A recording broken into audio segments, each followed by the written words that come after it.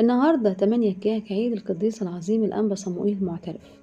اتولد أنبا صموئيل سنة 597 بوعد إلهي لوالده، وأبوه كان تقي جدا واسمه سيلاس من بلدة اسمها مليج النصارى مركز شبين القوم. اهتم بتربيته تربية مسيحية، ولما بلغ 12 سنة كان بيمارس الأصوام بنسك شديد جدا، وقيل كمان إن هو في السن المبكر ده كان بيصوم إلى الغروب ومواظب على الكنيسة، وكان بيقرأ قارئ في الكنيسة. ولما كبر الأنبا صموئيل أبوه ووالدته أرادوا إن هما يجوزوه، لكن رفضوا صرحهم بأنه يريد يكون راهب يعني. وكان لما يكتروا عليه الكلام في الموضوع ده بخصوص الجواز ده كان بيبكي ويقول لهم إن وجعت قلبي بالكلام ده، أنا همضي إلى البرية ولا ترونني. فقالت أمه كانت طوبية جدا اسمها قاسماني، وقالت له إننا نفرح إذ يجعلنا الله مستحقين أن يكون لنا غرس مبارك في أورشليم السمائية. بعد نياحة والده ووالدته قصد البرية سنة حوالي 619، وتوسل لربنا إن هو يرشده إلى أين يذهب. فأرشده ربنا بملاك، والملاك ده جابه لغاية دير القديس العظيم مكاريوس، والتلمذ على يد أنبا أغاثون. الأنبا أغاثون ده رهبنه والبسه الإسكيم الرهباني، وكان بيعمل زي ما معلمه الأنبا أغاثون ده بيعمل. كان بيصوم معاه وما كانش بياكل إلا مرتين في الأسبوع، وفي الصوم الكبير ما كانش بياكل خبز خالص. كان الأنبا صموئيل صلاته كانت بحرارة شديدة جدا، لدرجة ان كل ما كان حد يشوفه كان بيتعزى جدا من منظره. بعد لما قعد مع الأنبا أغاثون 3 سنين تنيح أنبا أغاثون، وعاش الأنبا صموئيل متوحد بعدها في البرية. رسموه قص وقتها على كنيسة القديس مكاريوس. وفي زمن حكم المقوقس الحاكم، وفي حبرية البابا بنيامين رقم 38 جددوا اضطهاد الأقباط وقتها، وحاولت الدولة الرومانية فرض وسائلها لإخضاعهم ولقبول توماس لاون. وقرارات مجمع خلقدونيا وصل رسول من عند المقوقس ده إلى دير أبي مقار، ومعاه توماس لاون ده اللي هو المنشور اللي هيقراه عليهم. وقرأوا في مسامع شيوخ الدير وقتها، وسألهم أتؤمنون بهذا الإيمان المكتوب اللي قرأته عليكم؟ لكن الرهبان وقتها ألزموا الصمت. اغتاظ جدا الرسول اللي هو من عند المقوقس ده، وصاح فيهم لأن هم ما ردوش عليه. وأخذت وقتها غيرة الأنبا صموئيل، ومسك بالتوماس ده وقال للرهبان: يا أبائي لا تخافوا ولا تقبلوا هذا التوماس اللي هو المنشور، محروم مجمع خلقدونيا، ومحروم لاون المخالف، ومحروم كل من يؤمن بإيمانه. بعد كده مسك التوماس ده ومزعه، ولعن كل من يغير الإيمان المستقيم. غضب جدا رسول المقوقس ده اللي هو كان من رجال الحكومة، وأمر أتباعه إن هم يعذبوه ويضربوه، فضربوه ضرب شديد جدا بالسياط، حتى في الوقت ده إن هم أصابوا عينيه خلعوا عينيه خالص. فلما يعني الدم سال من عينيه بغزارة شديدة جدا، قال القائد ده قال لهم اطردوه برا الدير. وكمان قال له ان فقع عينيك دي او خلع عينيك ده خلاك ان انت تنجح من الموت اللي كنت هتشوفه. بعد كده جاله الملاك وعزاه، وامره بالذهاب الى اقليم الفيوم القلمون، ومضى وسكن هناك. بعد كده اتعرض القديس لتجربة مرة جدا، اتسبى مرتين بواسطة البربر، والمرة التانية قدموه للرئيس اللي هو تبع البربر دول، وكان الراجل ده كان صعب جدا. القديس الأنبا صموئيل اتقابل على القديس يحنس قمص برية شهيد في المكان ده، وكان هو ده اللي كان بيعزيه في الوقت ده. والأنبا يحنس قال له حذره من الناس دول ان هم هيرغموه ان هو يسجد للشمس. وقال له الأنبا يحنس ان هو نال عذابات كتيرة جدا بسبب الموضوع ده. لما طلب الرئيس من الأنبا صموئيل ان هو يسجد للشمس، اللي كان صاحب المكان اللي اتسبب فيه الأنبا صموئيل، رفض الأنبا صموئيل، لكن الرئيس ده غضب عليه جدا وضربه ضرب شديد. وبعد كده حطه في اسطبل للجمال وتركه. كان مقيد لمدة 5 أيام بدون أكل ولا مية ولا أي حاجة خالص. وبعد كده طلعه وقال إن هو يرعى في الحقل ويرعى الجمال. كان الأنبا صموئيل زي ما احنا قلنا إن هو كان بيتعزى في الفترة دي برفقة الأنبا يحنس في المكان ده.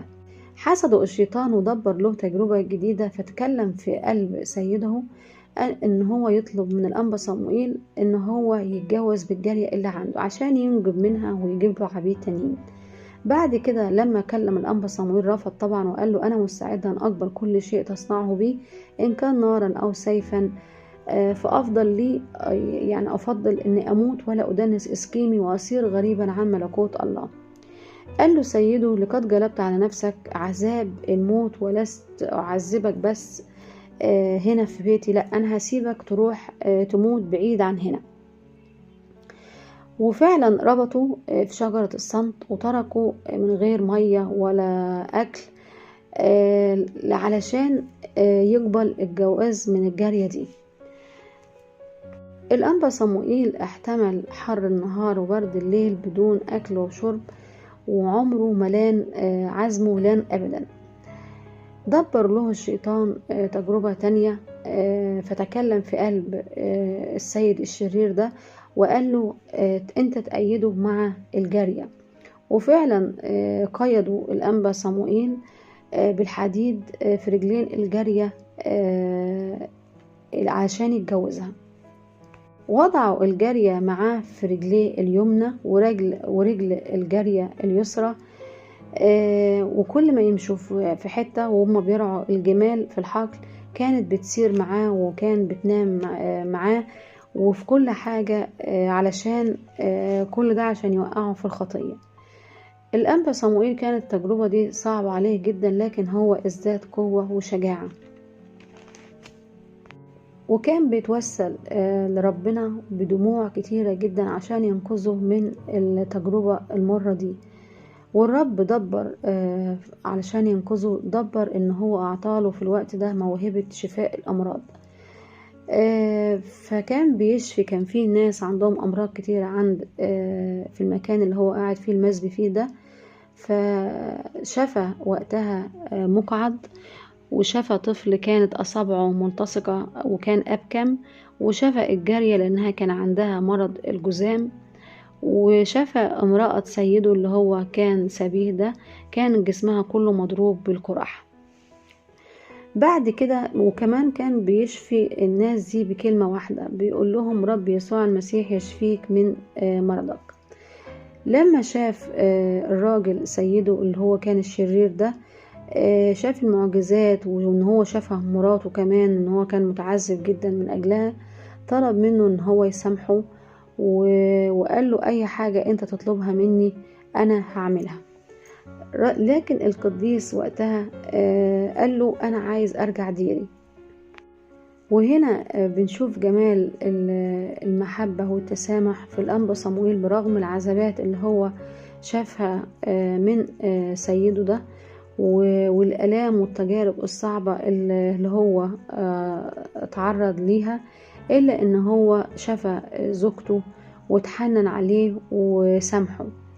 ففعلا الراجل السيد ده لما لقاه في مسامحته ومعجزاته وكل الحاجات اللي بيعملها دي، وصله لديره، والدير ده كان بيبعد عن المكان ده حوالي 17 يوم. شكر أنبا صموئيل ربنا إن هو رجع ديره. بعد كده ظهرت له أم النور في الكنيسة ومعاها أشخاص نورانيين كتير، والأشخاص دول سألوها وقالوا للعذراء البربر هيجوا تاني على المكان ده؟ قالت لهم لا يكون هذا بعد الآن، من أجل الشدائد التي تحملها صموئيل الناسك بالحقيقة، فإن ابني الحبيب سيحفظه ويثبته. وكمان الأنبا صموئيل لما شاف الرؤية دي فرح جدا برؤية الست العذراء. بعدها اجتمع حواليه الرهبان كتير بعد جهاد طبعا طويل في حياته. بعد لما عزاهم واتكلم مع الرهبان ووصاهم تنيح بسلام، وكان له نبوات قالها برضو للرهبان. في نبوات منها اتحققت وفي نبوات لسه. هنبقى في مرة في فيديو تاني نحضر أو نتكلم على النبوات دي لأنها كتيرة جدا. بركة القديس العظيم الأنبا صموئيل تكون معنا، آمين.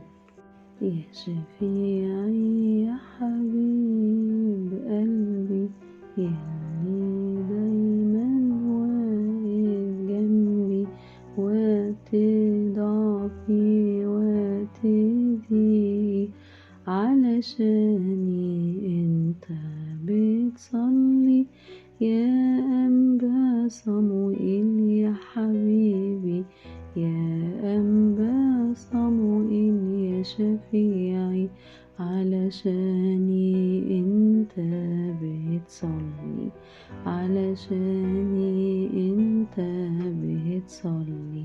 يا بانا سيرتك دي عطرة، لما نشوفها بتفرحنا، يا بانا سيرتك دي عطرة، لما نشوفها بتفرحنا، تملأ قلوبنا بكل سلام، تبعد عنا كل ألام، وتعيشنا في اطمئنان، علشاني انت بتصلي، علشاني انت بتصلي.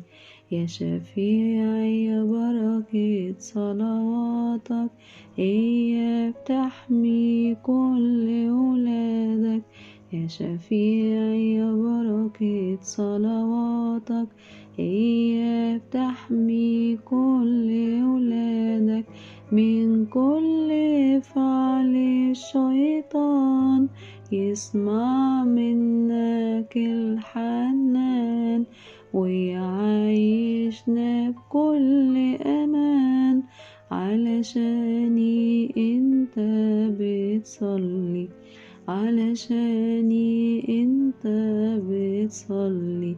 يا شفيعي يا حبيب قلبي، يلي دايما واقف جنبي، وقت ضعفي وقت ضيقي، علشاني انت بتصلي يا أنبا صموئيل يا حبيبي، يا أنبا صموئيل يا شفيعي، علشاني انت بتصلي، علشاني انت بتصلي.